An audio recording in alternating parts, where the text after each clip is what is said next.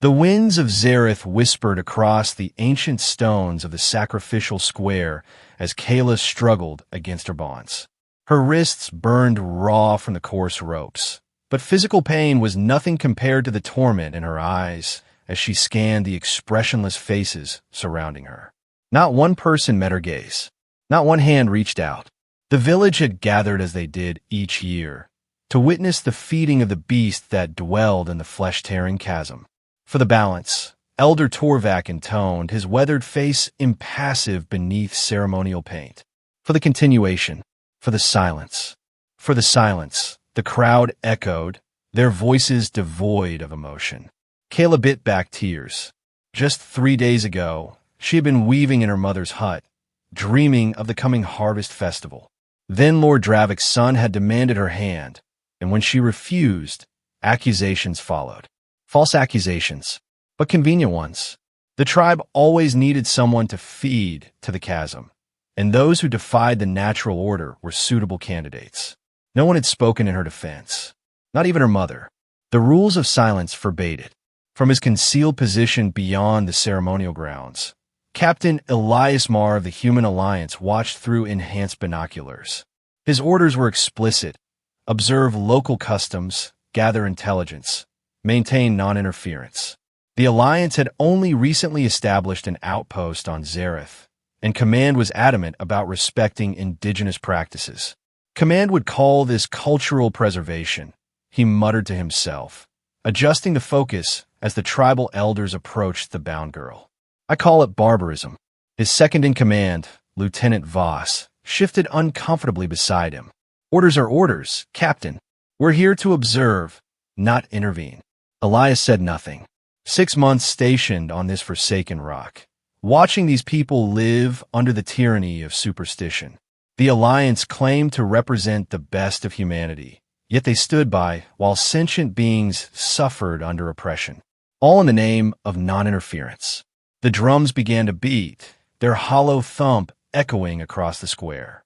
4 men lifted Kayla onto a wooden platform. She no longer struggled. What was the point? No one had ever returned from the chasm.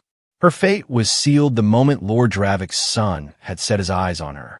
As the platform was hoisted over the massive pit at the center of the square, Kayla's gaze drifted across the crowd one final time, past the expressionless faces of her neighbors, past the painted elders, to the strange outcropping of rocks where, just for a moment, she caught a flash of movement.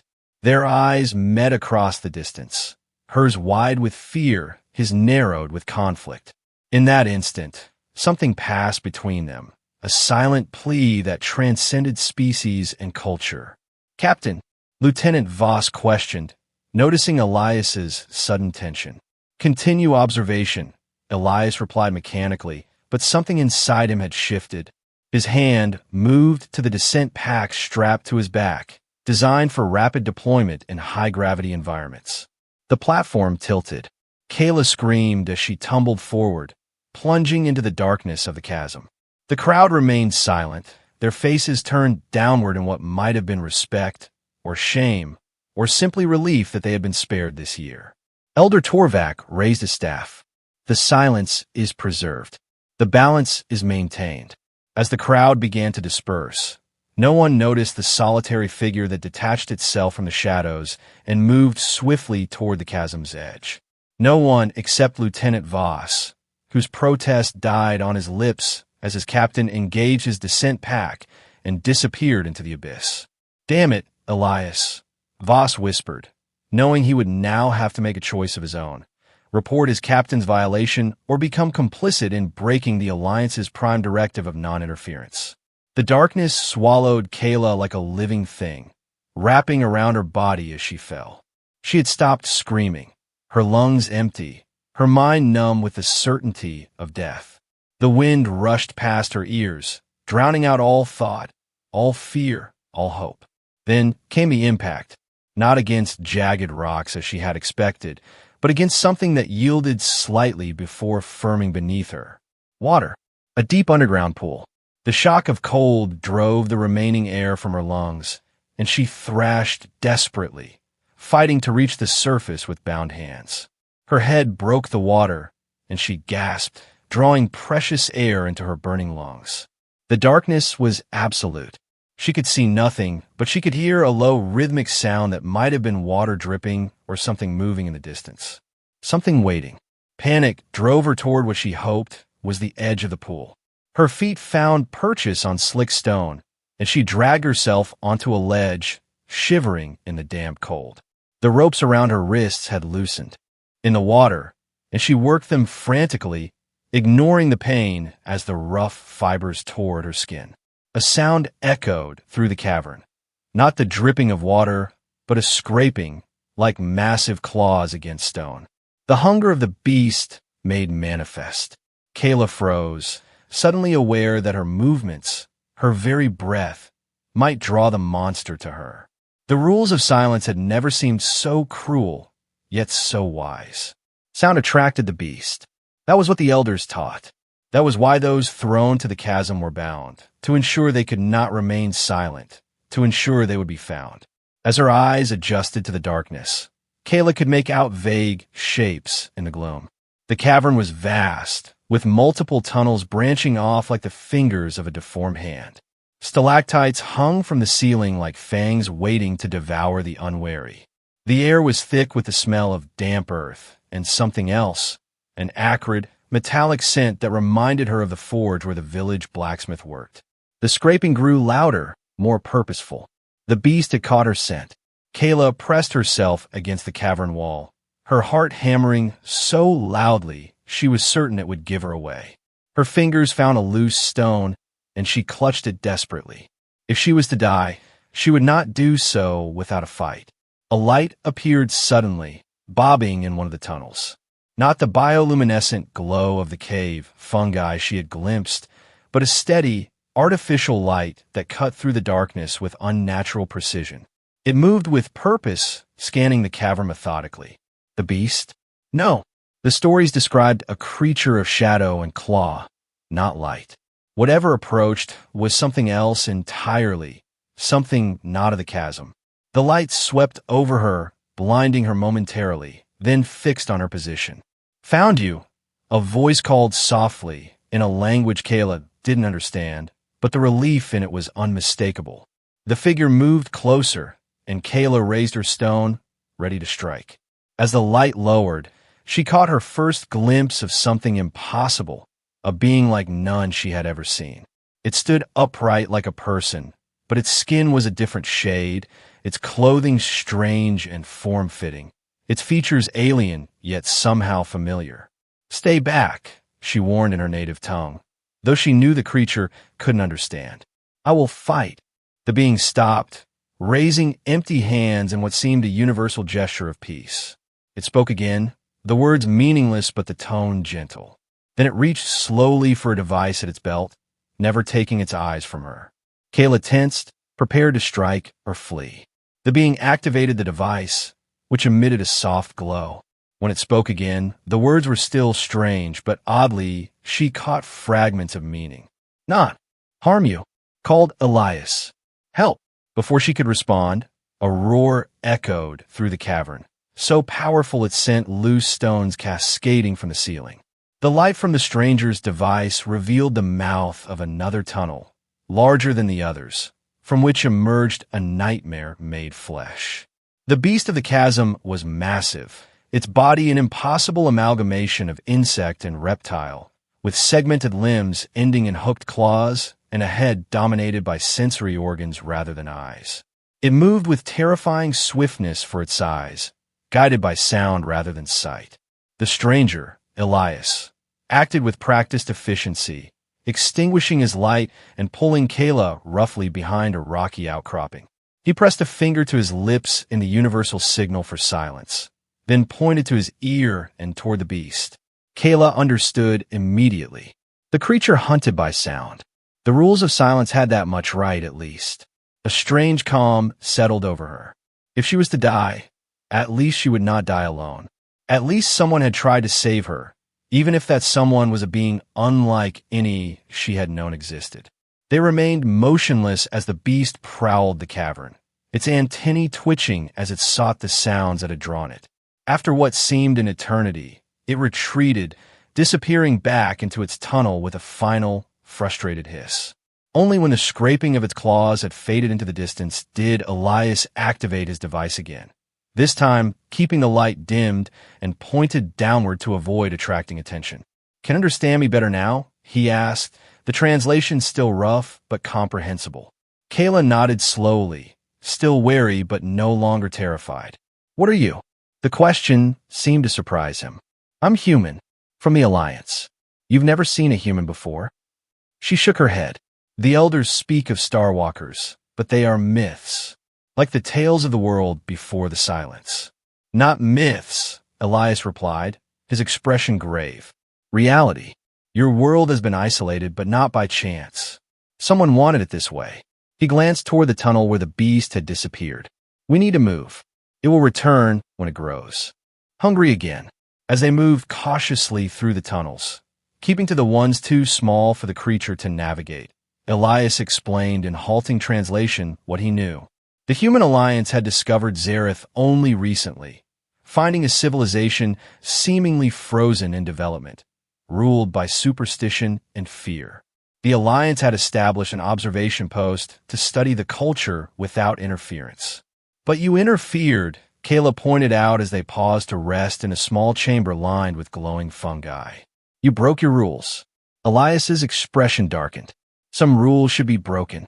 They continued deeper into the cave system, Elias consulting a device that projected a three-dimensional map that wrote itself as they progressed. The technology was beyond anything Kayla had imagined possible, yet Elias operated it with casual familiarity. "There must be another way out," he muttered, more to himself than to her. "These cave systems usually have multiple access points." Kayla watched him work, her fear gradually giving way to curiosity. "Why did you save me? Your people observe but do not act. Is that not your rule?" Elias didn't answer immediately, his attention focused on the map. When he finally spoke, his voice was soft. "I've watched too many sacrifices, stood by too many times. When you looked at me," he shook his head. "Sometimes a person's eyes tell you everything you need to know about a civilization. Yours told me all I needed to know about what was wrong here." Their path led them to a vast chamber unlike any they had yet encountered. Unlike the natural formations of the upper caves, this space bore the unmistakable signs of construction. Smooth walls inscribed with symbols, regular columns supporting the high ceiling, and at the center, a raised platform that reminded Kayla uncomfortably of the sacrificial altar above. "This isn't a natural cave," Elias breathed, his device scanning the symbols on the walls. "This is a facility, an ancient one."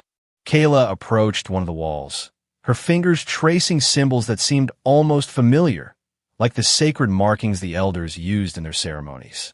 "The tongue of the ancestors," she whispered, but the elders said only they could read it. "Another lie," Elias replied grimly. "These are technical specifications, instructions." His device projected images as it translated the symbols. "This entire complex is artificial. And the beast." He turned to her, his expression a mixture of anger and revelation. "The beast is their creation." A thunderous roar interrupted them, followed by the now familiar scraping of claws against stone. The beast had found them. Elias grabbed Kayla's arm, pulling her toward the only exit not yet explored, a narrow corridor leading deeper into the complex. They ran, no longer concerned with silence, knowing the creature was already in pursuit. The corridor widened into another chamber, this one dominated by a massive door sealed with the same symbols they had seen before. "A way out?" Kayla asked hopefully. Elias shook his head, his device scanning frantically. "No, something else. Something they wanted to protect or contain." The beast's roar grew closer. They had minutes, perhaps seconds, before it reached them.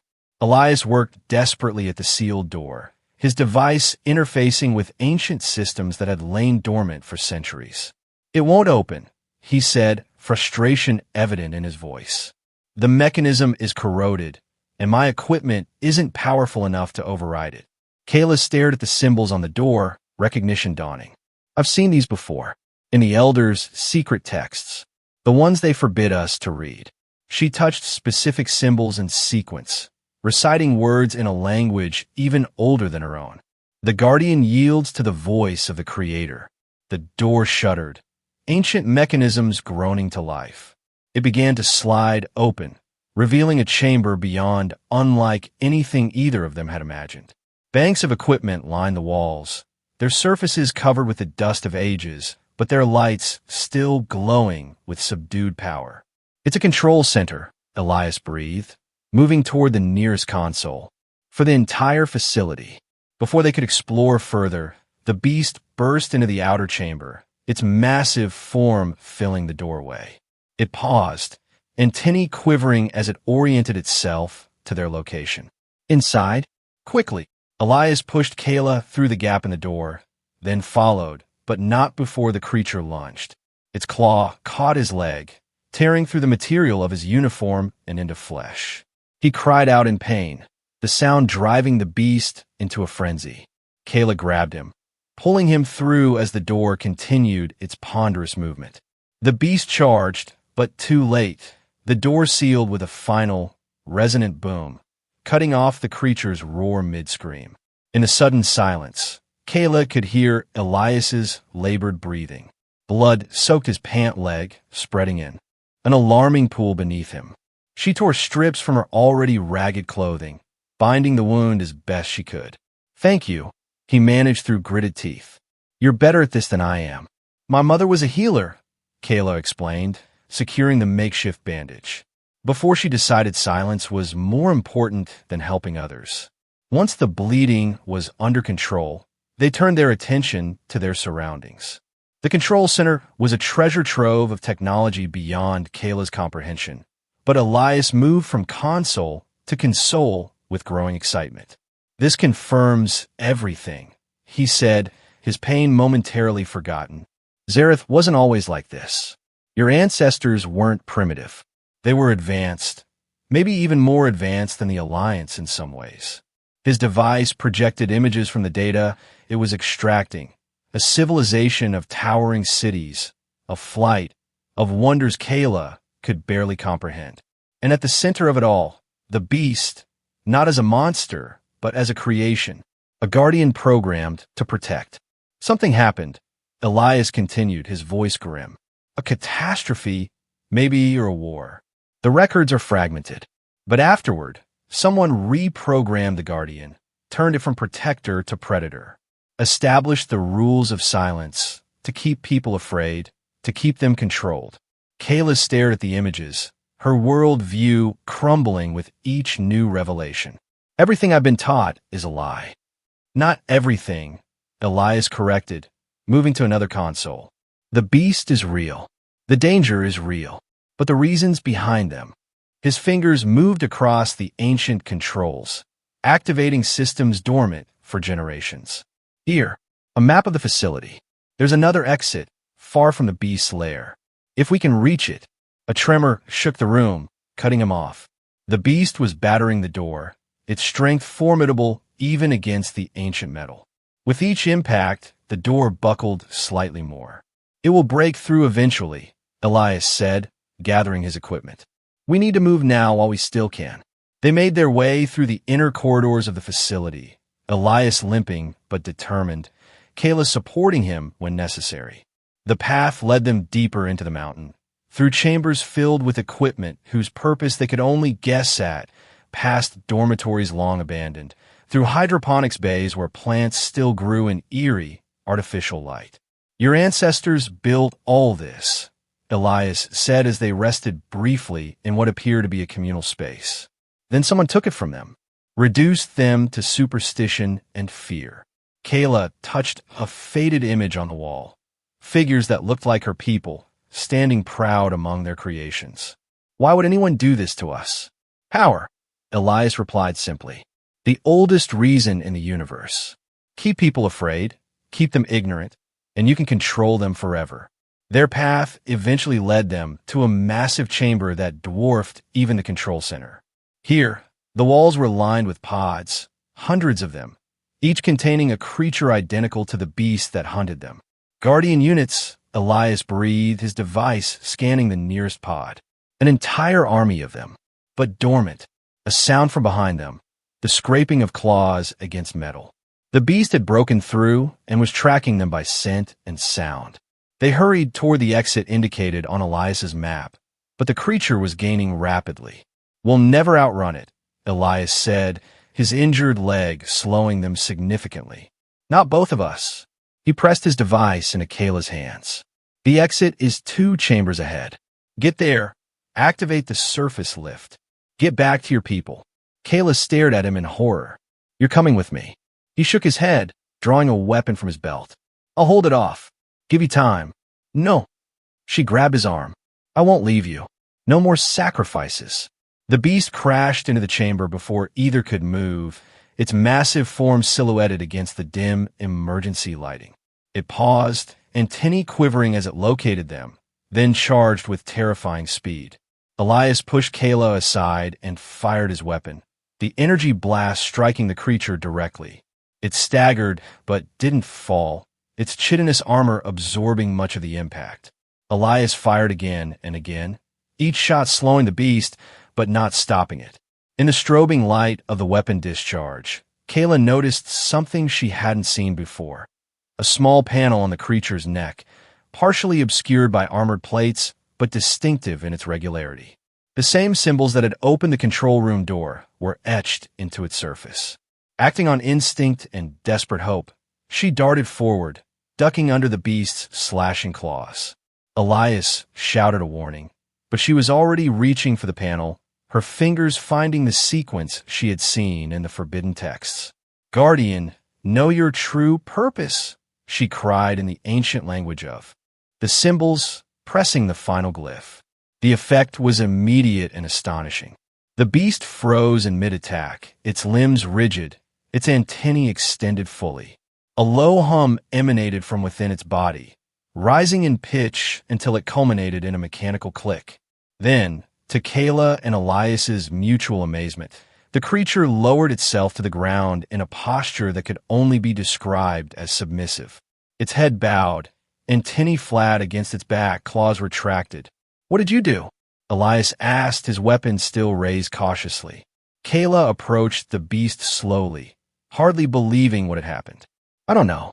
I remembered the symbols from the texts, the ones that spoke of commanding the guardians." She touched the creature's head tentatively. It remained still, compliant. I think I reset it, returned it to its original programming." Elias limped forward, his device scanning the beast. "You did more than that. You've established yourself as its controller. It recognizes you as an authorized user." He looked at her with new respect. "Your people weren't just users of this technology. They created it." The beast remained docile as they examined it, its previously threatening form now revealed as a marvel of bioengineering. What they had taken for natural armor was actually composite plating over a framework of synthesized bone and muscle. The sensory organs that dominated its head were sophisticated detection systems capable of processing more information than either of them had realized. "A perfect guardian," Elias murmured. "Designed to protect, not to terrorize." He glanced at Kayla. "Your elders have a lot to answer for. They spent hours exploring the facility with the Guardian now as their guide rather than their hunter. Its behavior had transformed completely. It led them to areas they hadn't discovered, opened doors they couldn't access, and ultimately brought them to the exit they had been seeking. The surface lift was a massive platform designed to transport equipment and personnel between the underground facility and the world above. It hummed to life when the Guardian activated it, ancient machinery responding to commands embedded in its programming. As they ascended toward the surface, Kayla leaned against the railing, watching the levels of the facility pass by. "All this time," she said softly, "we thought we were sacrificing to a monster, but we were just feeding a prisoner, a Guardian turned weapon." Elias nodded, his expression thoughtful. "Someone rewrote your history, made your people forget who they were, made them afraid." He glanced at the docile Guardian. "The question is, what do we do now?" The answer came to Kayla with absolute clarity. "We tell the truth. We break the silence." The lift emerged not in the sacrificial square as they had expected, but in a clearing several kilometers distant, concealed by dense vegetation. The afternoon sun was blinding after so many hours underground, and Kayla raised a hand to shield her eyes. "We'll need to return to the village," she said, orienting herself by the position of the twin moons visible even in daylight. "It will be a few hours' walk." Elias activated his communication device, attempting to contact his team. "Voss, do you copy? I need extraction at my location." Only static answered him. "The mountain must be interfering with the signal," he muttered. "We'll have to make our way back on foot." The journey was slow, with Elias's injury and the challenge of moving the Guardian through the forest without being seen. They reached the outskirts of the village as dusk fell, the ceremonial fires already lit in celebration of another successful sacrifice. From their vantage point, they could see Elder Torvak addressing the gathered tribe, his voice carrying on the evening breeze. "The silence is preserved for another year. The balance is maintained. Let us rejoice in our safety." Kayla's hands clenched into fists. Safety built on lies and death. Elias touched her arm gently. "Are you sure about this? Once we reveal the truth, nothing will be the same for your people." She met his gaze without hesitation. Some things shouldn't remain the same. They waited until Elder Torvak had finished his speech, until the ceremonial wine was flowing freely and the village's attention was focused on the celebration. Then, with a command to the Guardian to remain hidden until called, they made their way toward the square. Their appearance caused an immediate stir. First came disbelieving whispers, then shouts of alarm. Kayla, presumed dead in the chasm, now walked among them. And beside her, a being like none they had seen, dressed in strange clothing stained with blood. Elder Torvak pushed through the crowd, his face contorted with rage and fear. "Impossible. No one returns from the chasm. This is a trick, a demon taking her form." "No trick, Elder," Kayla replied, her voice carrying across the suddenly silent square. "No, demon, just truth, returning to a place that has forgotten it." She raised Elias's device, which projected images into the air above them.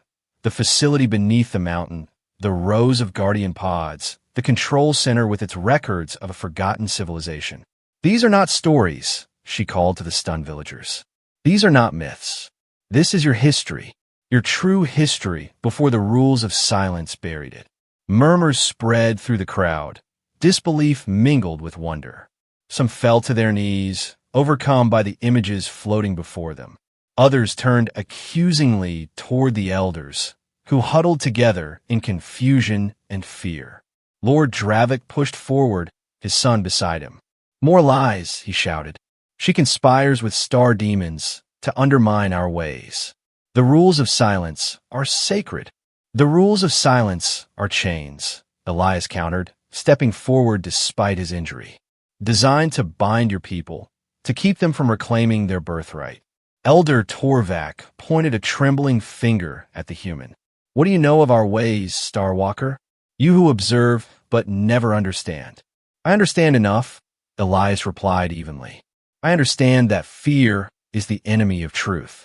I understand that no civilization advances by sacrificing its children to monsters it created itself." A gasp rippled through the crowd. Kayla seized the moment. "The beast in the chasm is no god, no demon. It is a guardian, created by our ancestors to protect, not to devour." She raised her voice. "And I can prove it." She whistled sharply, the sound echoing across the square. For a long moment, nothing happened. Then came the familiar scraping sound that had haunted her in the darkness. The crowd drew back in terror as the Guardian emerged from the shadows, its massive form illuminated by the ceremonial fires. Screams erupted. People scrambled to flee, trampling each other in their panic. But the Guardian made no aggressive move. Instead, it approached Kayla calmly, lowering its head in submission. "See," she called over the chaos. "It obeys. It protects, as it was meant to do, before the lies began." Gradually, as the Guardian remained docile, the panic subsided. Curiosity overcame fear. The villagers crept forward, marveling at the creature they had feared for generations, now standing harmless before them.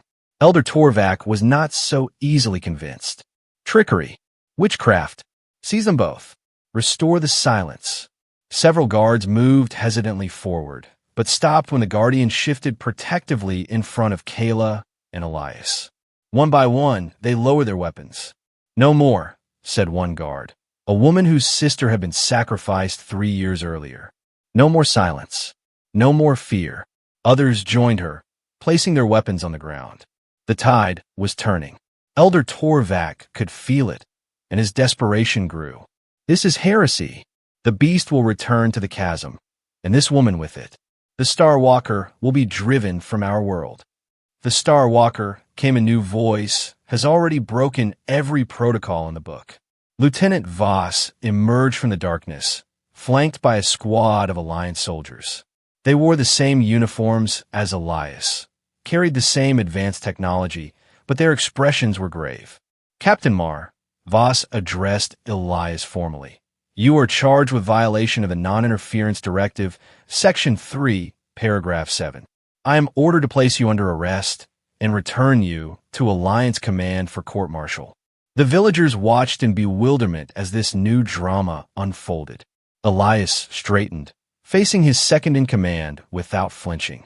"I accept the charges, Lieutenant. But before you take me, I request the right to complete my mission debriefing." He gestured toward the Guardian and the still-projected images. "What we've discovered here changes everything. The people of Zareth aren't primitives maintained in cultural isolation. They're the descendants of an advanced civilization deliberately regressed by someone who rewrote their history and reprogrammed their technology." Voss hesitated, his gaze moving between Elias, Kayla, and the docile Guardian. "That's a significant claim, Captain. One supported by evidence," Elias insisted. "Evidence that Alliance Command needs to review before deciding my fate, or the fate of this world." Lieutenant Voss conferred briefly with his team, then nodded reluctantly. "You will present your findings to Command in person, Captain, after you've answered for your actions." Elder Torvak saw his opportunity in this new conflict. "Yes, take the Star Walker. Leave us to our ways. The rules of silence must prevail." "The rules of silence," Kayla declared, facing her people directly, "end tonight." She turned to the Alliance soldiers. "Your captain saved my life when my own people would have sacrificed me to maintain a lie. If that violates your rules, then your rules, like ours, deserve to be broken." The square fell silent as her words hung in the air. Even the Alliance soldiers seemed affected by the raw truth in her statement. Lieutenant Voss shifted uncomfortably, duty warring with conscience. Unexpectedly, it was the Guardian that broke the impasse. It moved forward, approaching the Alliance soldiers with careful, deliberate movements. They raised their weapons instinctively, but Elias called out, "Hold fire. It's not hostile." The Guardian stopped before Lieutenant Voss, then lowered itself in the same submissive posture it had shown to Kayla. From a compartment in its armored carapace, it extruded a small object, a data crystal of the same design used in the underground facility. Voss accepted the crystal cautiously, inserting it into his own device.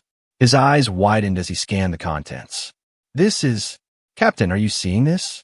Command codes, override protocols, evidence of deliberate interference in this world's development, going back centuries." He looked up, his expression stunned. "And the signature protocols are Alliance." The revelation hit Elias like a physical blow. An Alliance operation? That's impossible. The Alliance is barely a century old. We only discovered Zareth 6 months ago. Not the current Alliance. Voss corrected, still scanning the data. A predecessor organization. From before the Reformation. He met Elias's gaze grimly. "Captain, this goes all the way back to the colonial authority." Understanding dawned on Elias's face. The colonial authority didn't just discover Zareth. They engineered its regression, used it as a social experiment. Kayla looked between them, struggling to follow. "What does this mean?" "It means," Elias explained gently, "that the people who changed your world who created the rules of silence and reprogrammed your guardians into monsters, were my people's ancestors. A version of the Alliance that existed long ago, that did terrible things in the name of progress. He faced Voss squarely, and it means that my actions weren't interference at all. They were restoration. Voss nodded slowly, processing the implications. This changes the parameters of our mission entirely. He addressed his team. Stand down. We're not making any arrests today. The aftermath unfolded in waves across the village. As night deepened, the people of Zareth gathered around fires, talking openly for the first time in generations. Questions that had been forbidden were asked aloud. Stories that had been suppressed were retold. The silence was broken, replaced by the chaotic, beautiful noise of a people reclaiming their history. Elder Torvak and his supporters were not arrested. Kayla would not replace one tyranny with another, but they were stripped of their authority. A new council would be formed, one that included voices from all parts of the village, including those who had survived the chasm in years past, hidden away by families who had defied the rules of silence and secret.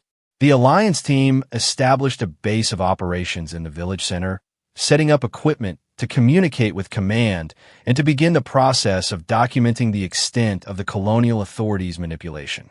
More Guardians were recovered from the facility, reset to their original programming, and integrated into the village's defense and infrastructure systems. 3 days after what was already being called the breaking of silence, Kayla found Elias at the edge of the village, looking out over the forest toward the mountain that housed the ancient facility. "Your Alliance has been busy," she observed, joining him. "Your Lieutenant Voss seems determined to make amends." Elias nodded, his leg properly treated now, but still causing him to favor it slightly. "The Alliance will provide any assistance your people need to reclaim their heritage. Technology, education, cultural exchange, all offered, none imposed." "And you?" she asked quietly. "What will happen to you?" He sighed, his gaze still fixed on the distant mountain. "I've been summoned back to command. The data crystal cleared me of the most serious charges, but I still disobeyed orders.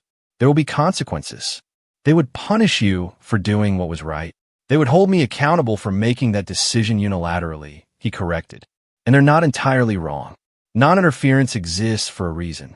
Not every civilization wants or needs outside help." Kayla considered this. But some do. Some are crying out for it, even if they've forgotten how to use their voices. She touched his arm gently. "Will you return? After your, what did you call it? Court-martial?" "If they let me," he replied honestly. "This mission has become personal in a way I never expected." She smiled, the expression still new to her after a lifetime of controlled emotions. "Then I will hope for your return, Elias Marr of the Human Alliance. We have much still to learn from each other." The Alliance transport arrived the following day, a sleek vessel that descended from the clouds with barely a sound. The village gathered to witness it, their fear of the unknown already giving way to curiosity. Children pointed and exclaimed, asking questions that would have been forbidden just days before. Elias stood before the assembled villagers, his uniform freshly cleaned but still bearing the subtle tears from his journey into the chasm. "People of Zareth," he addressed them, his translation device ensuring all could understand. "I leave you today, but the Alliance remains to help, not to rule. The choice of how to move forward belongs to you alone." Lord Dravik's son pushed through the crowd, his face tight with anger. "You've destroyed everything. Our traditions, our way of life. Your way of control," Kayla corrected, stepping forward. "Your way of ensuring that those with power kept it, while the rest of us lived in fear." She turned to the gathered villagers. "The rules of silence served one purpose, to keep us from questioning, from challenging, from growing. No more." A murmur of agreement spread through the crowd. The shift was already happening, people standing straighter, speaking more freely, looking to the future rather than clinging to a manufactured past. "There will be a council meeting tonight," Kayla announced. "All are welcome. All voices will be heard. And tomorrow, we begin the journey to the facility beneath the mountain, our facility to reclaim what was taken from us." As the crowd dispersed, Lieutenant Voss approached Elias. "The transport is ready, Captain. Command is eager to debrief you." Elias nodded, gathering his few possessions. He turned to Kayla, finding it strangely difficult to say goodbye. "Your people are lucky to have you." "They have themselves," she replied. "I'm just the one who reminded them of it." She hesitated, then reached for the pendant she wore. A simple stone on a leather cord, carved with symbols he now recognized as ancient techglyphs. "Take this, so you remember your promise to return." He accepted it solemnly, placing it around his neck. "I won't need a reminder, but I'll treasure it nonetheless." As Elias boarded the transport, Kayla stood with her hand raised in farewell, the guardian at her side and her people around her. The vessel rose into the sky, growing smaller until it was lost among the clouds. The journey to Alliance Command took 3 days, during which Elias prepared his testimony meticulously. The evidence from the data crystal was irrefutable, but he knew that bureaucracy often found ways to ignore even the most compelling truths when they proved inconvenient. The hearing was conducted in the sterile environment of command headquarters, a floating station in neutral space. 5 senior officers sat in judgment, their faces impassive as Elias presented his findings. The colonial authority deliberately regressed an advanced civilization, he concluded, the evidence projected before them. They reprogrammed protective technology into instruments of terror, established a religion of fear, and condemned generations to ignorance and sacrifice, all in the name of a social experiment that they then abandoned when the colonial authority itself collapsed. Admiral Sarah, the head of the tribunal, leaned forward. "Your evidence is compelling, Captain Marr, but it does not change the fact that you violated the non-interference directive. You acted unilaterally, without authorization, potentially endangering alliance relations with the developing world." "With respect, Admiral," Elias countered, "I would argue that the interference occurred centuries ago.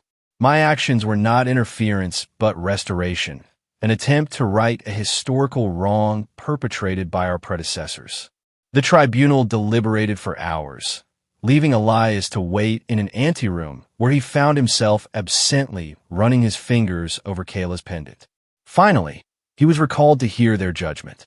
"Captain Elias Marr," Admiral Sarah intoned formally, "this tribunal finds that while you did technically violate the letter of the non-interference directive, you acted in accordance with its spirit. The Alliance cannot condone unilateral action by its officers, but neither can it ignore the ethical imperative to correct the wrongs of our institutional ancestors."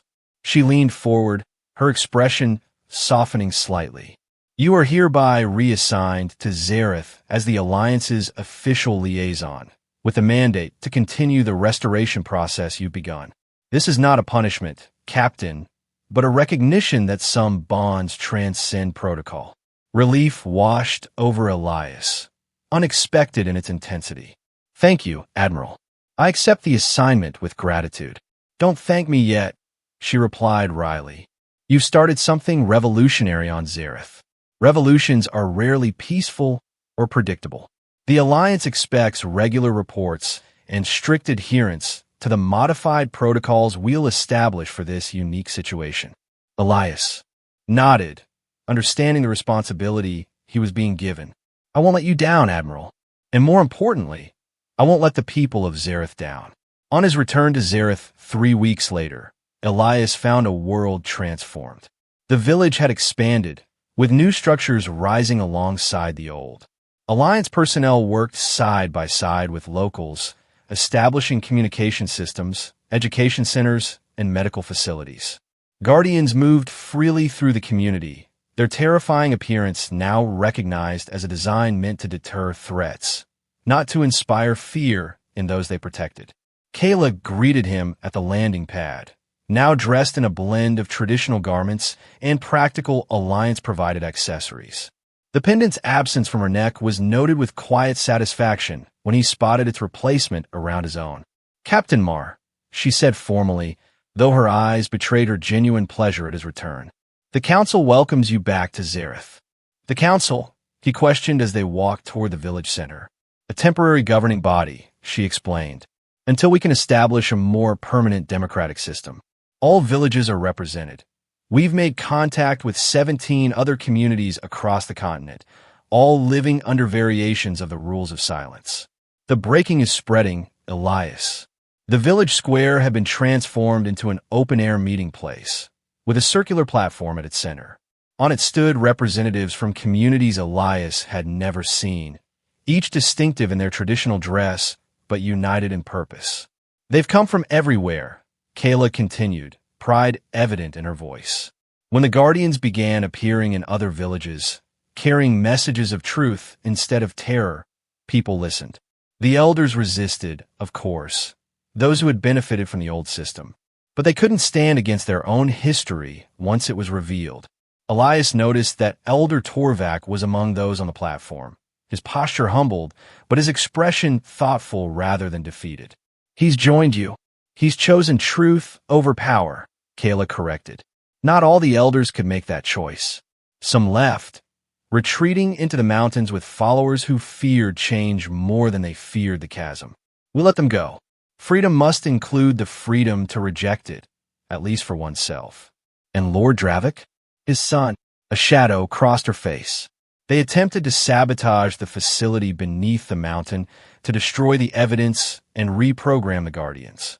They failed, but escaped into the wilderness. We'll find them eventually, but for now, we have more important concerns.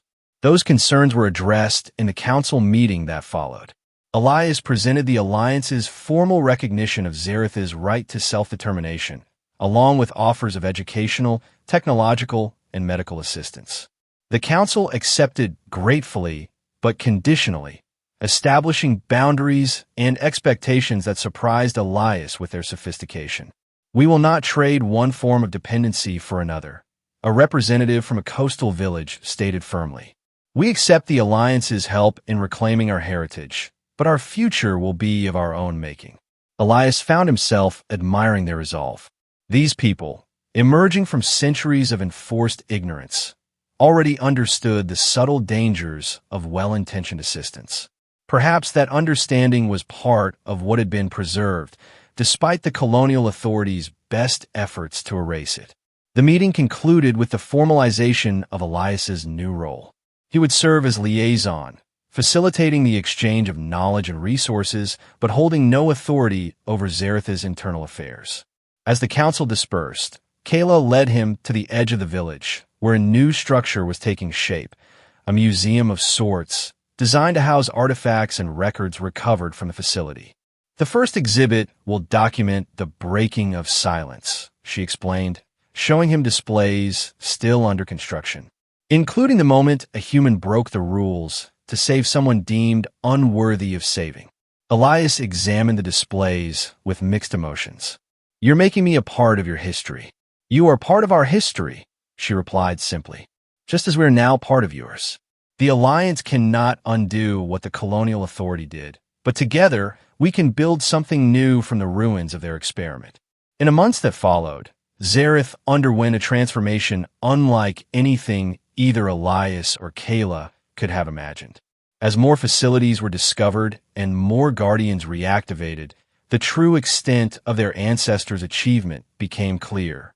Zareth had once been a world of wonders, a civilization that had mastered biotechnology in ways the Alliance was only beginning to understand. The Guardians proved key to this rediscovery. Programmed with knowledge their masters had been forced to forget, they became teachers, guides, and partners in the resurrection of Zareth's true heritage. The same creatures that had once inspired terror now worked alongside their former victims, rebuilding what centuries of oppression had destroyed. Not all was peaceful. Lord Dravik and his supporters launched occasional raids from their mountain hideaways, attempting to disrupt the restoration. Other villages, still in the grip of the rules of silence, resisted contact. And within the Alliance itself, there were those who questioned the wisdom of lifting Zareth from its protected status so quickly. But for every challenge, there came moments of triumph.